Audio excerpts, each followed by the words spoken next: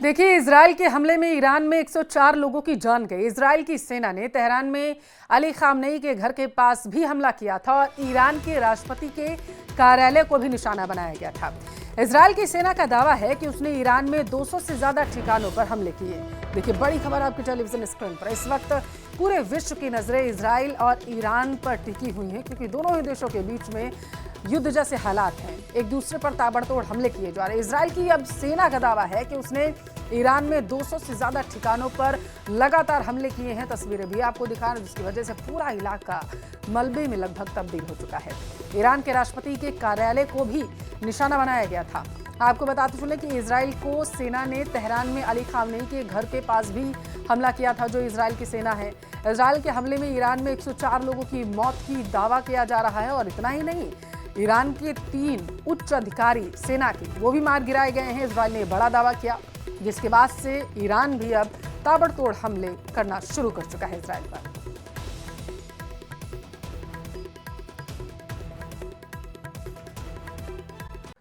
पलटवार किया है। बताया जा रहा है कि ईरान ने इजराइल पर 100 से ज्यादा मिसाइलों से हमला किया, जिसके बाद इजराइल में रेड अलर्ट जारी किया गया है। साथ ही लोगों को सुरक्षित जगह पर जाने के लिए कहा गया। हालांकि इजराइल की सेना ने ईरान की तरफ से दागी गई सभी मिसाइलों को मार गिराने का दावा भी किया है। देखिए, बड़ी खबर है आपके टेलीविजन स्क्रीन पर। बीते दिनों हमने ये तस्वीरें देखी थी, जब इजराइल ने ताबड़तोड़ हमले करने शुरू किए थे ईरान पर। कई ठिकानों को पूरी तरीके से ध्वस्त किया गया था। दावा किया गया था ईरान की तरफ से कि एक अफसर सहित बताया जा रहा था सेना के 3 अफसर ऐसे हैं जिनको इस हमले में इजराइल ने मार गिराया है। हालांकि अब बताया जा रहा है कि इजराइल के हमले के बाद ईरान ने भी पलटवार किया। ईरान की तरफ से तकरीबन 100 मिसाइलें दागी गई हैं, लेकिन इस बीच सबसे बड़ा दावा ये है कि ईरान के हमले के बाद इजराइल में जहां रेड अलर्ट जारी किया गया है, तो वहीं इजराइल ने कहा है कि सारी जो मिसाइलें हैं उन्हें नेस्तनाबूद कर दिया गया है। देखिए, इजराइल ने लोगों को सुरक्षित जगह पर जाने के लिए इस दौरान कह दिया है। कहा गया है कि सभी लोग सुरक्षित स्थानों पर रहें। दूसरी तरफ इजराइल और ईरान में जिस तरीके से जंग छिड़ी हुई है, तो हवाई क्षेत्र वहाँ का बंद है, और जिसकी वजह से अमेरिका से लेकर के तमाम देशों ने अपने नागरिकों को यहाँ से निकलने की सलाह दी है। और यहाँ पर आपको ये भी बता दें कि कई फ्लाइट्स भी जो हैं डाइवर्ट कर दी गई हैं, क्योंकि इजराइल और ईरान में जो कॉन्फ्लिक्ट चल रहा है, इसकी वजह से हवाई क्षेत्र यहाँ का बंद किया गया है। तो ईरान के हमले के बाद बताया जा रहा था इजराइल ने ताबड़तोड़ हमले किए थे, और अब एक बार फिर से तस्वीरें ऐसी ईरान ने हमला किया। ईरान और इजराइल के बीच में अगले चंद घंटे बेहद ही गंभीर हैं। बताया जा रहा है कि ईरान के राष्ट्रपति मसूद पेजेश्कियान ने कहा है कि ईरान अब खामोश नहीं बैठेगा और इजराइल बहुत ज्यादा पछताने वाला है।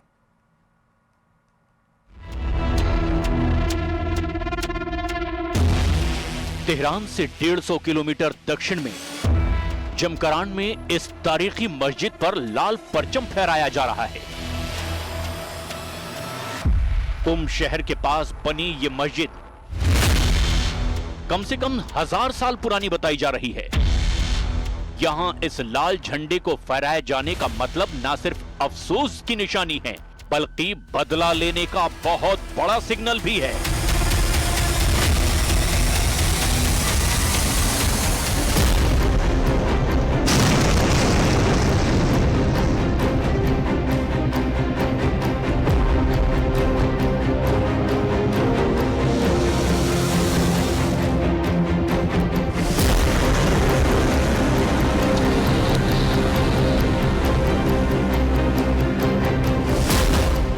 ईरान का ऑपरेशन ट्रू प्रॉमिस 3 शुरू हो चुका है। ईरान पर इजराइल के हमले के बाद अब तेल अवीव से लेकर हाइफा और अशकेलॉन से लेकर के नेवातीम तक इन मिसाइलों का खौफ है, क्योंकि ईरान ने बदले का वायदा किया है। ईरान के सर्वोच्च नेता अली खामनेई का ऑर्डर है, अब इजराइल बचेगा नहीं, अब 100% बदला लेगा ईरान।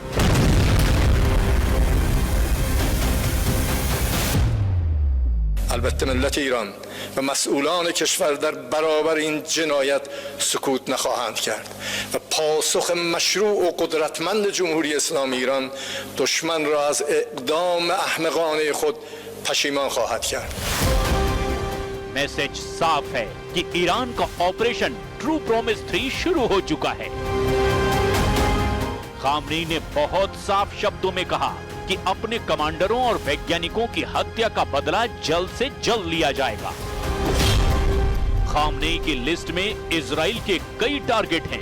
पहला टारगेट तेल अवीव यानी इजराइल की राजधानी है।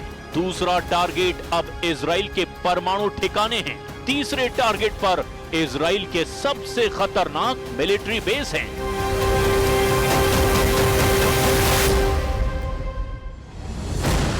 ईरान के टारगेट पर इस वक्त इजराइल के कम से कम 25 ठिकाने हैं।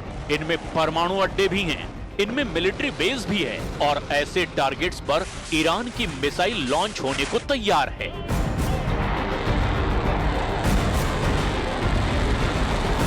अब खामनेई के ऑर्डर पर इजराइल को दहलाने की पूरी तैयारी है।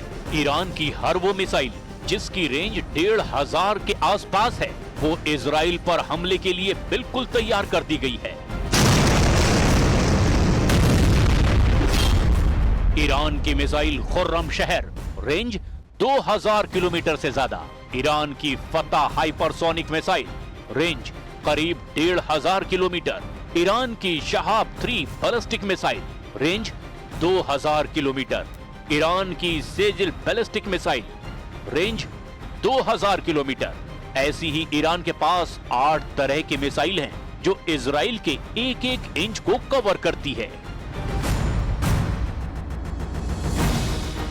ईरान अपनी अंडरग्राउंड मिसाइल सिटी दिखा चुका है, जहां 10, 20, 100 नहीं, हजारों मिसाइलें हमेशा फायर करने के लिए तैयार रखी गई हैं।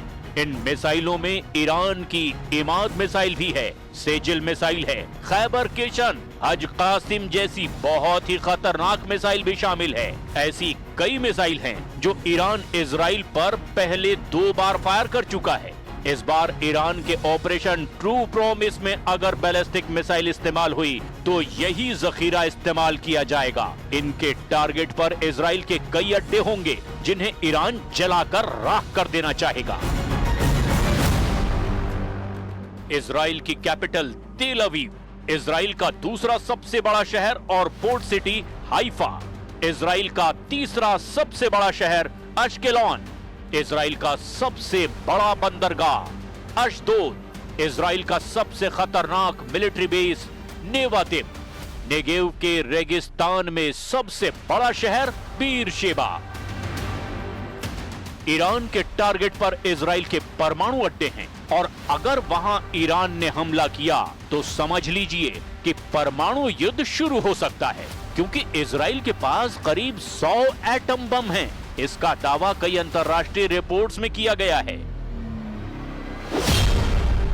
ईरान के परमाणु ठिकानों पर सबसे बड़ा टारगेट नेगेव में इजराइल का न्यूक्लियर रिसर्च सेंटर डिमोना हो सकता है। एलाबून, यहां इजराइल के छोटे परमाणु बम रखे जाने का दावा किया जाता है।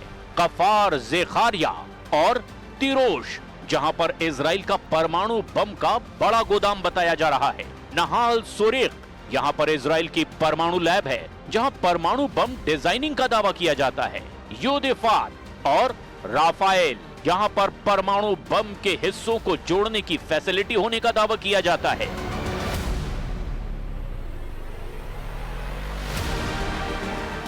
इस बार ईरान की मिलिट्री लीडरशिप को खत्म किया गया है। ईरान को मैसेज साफ है, इसका बदला बहुत खतरनाक होगा। ये बात अमेरिका तक भी पहुंच चुकी है। डोनाल्ड ट्रंप की तरफ से भी कह दिया गया है कि इजराइल के स्ट्राइक से अमेरिका का कोई लेना देना नहीं है, लेकिन यह भी कह दिया गया है कि वो जल्दी परमाणु डील करे, नहीं तो ईरान पर और भी खतरनाक हमले होंगे।